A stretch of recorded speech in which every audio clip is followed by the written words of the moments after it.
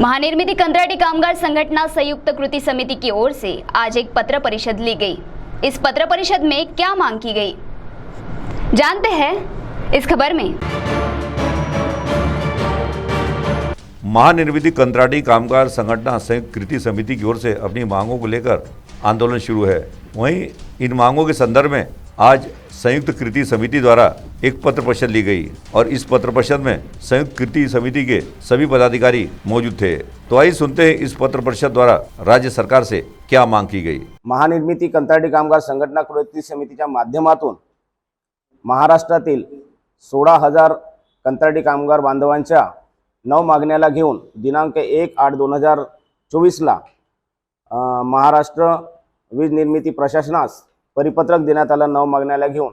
त्यामध्ये कंत्राटी कामगाराच्या वेतनाच्या बेसिकमध्ये 30% पगारवाढ, तसेच समान काम समान वेतन, एनएमआर आणि जॉब सिक्युरिटी अशा पद्धतीच्या महत्त्वपूर्ण 9 मागण्याला घेऊन आम्ही एक आंदोलनाची नोटीस दिलेली होती 1 तारखेला 1/8/2024 ला।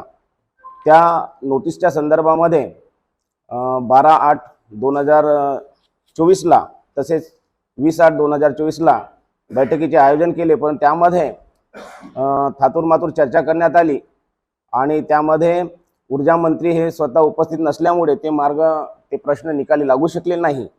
तर आज या प्रेस कॉन्फरन्सच्या माध्यमातून मी आपल्याला सांगू इच्छितो की ऊर्जा मंत्री साहेबांनी तात्काळ बैठक लावून ह्या 9 मागण्या मार्गी लावाव्या आणि सदर या आंदोलनाच्या माध्यमातून 24/8/2024 पासून आमचं आमरण उपोषण चालू आहे कार्यकर्त्यांचे। चंद्रपूरमधून हेरमनजी जोसेफ यांनी 12 दिवस झालेले आहेत, ते आमरण उपोषणाला बसले होते। त्याची परिस्थिती काल रात्र 1 वाजता खूप गंभीर झालेली होती। त्यामुळे महाजनको प्रशासन चंद्रपूर तसेच पोलीस प्रशासन यांनी त्यांना दवाखान्यामध्ये सामान्य रुग्णालय चंद्रपूर येथे ॲडमिट केलेलं आहे आणि त्यांच्या एक पर्याय म्हणून आम्ही लहूजी मरसकोल्हे यांना सकाळी 8 वाजता उपोषणाला बसवलेलं आहे।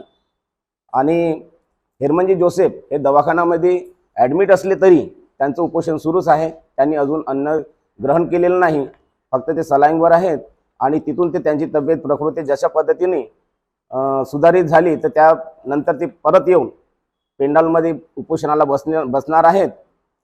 आणि ह्या ज्या 9 मागण्या आहेत त्या 9 मागण्यामध्ये मुख्य मागणी म्हणजे कंत्राटी कामगारांच्या पगार वेतनामध्ये 30% वाढ व्हायला पाहिजे आणि कामगारांना समान काम समान वेतन मिळायला पाहिजे, जॉब सिक्युरिटी मिळायला पाहिजे आणि एनएमआर पद्धत ही पुन्हा सुरू करून त्या कंत्राटी कामगाराला नियमित करायला पाहिजे। अशा प्रमुख 9 मागण्या आहेत।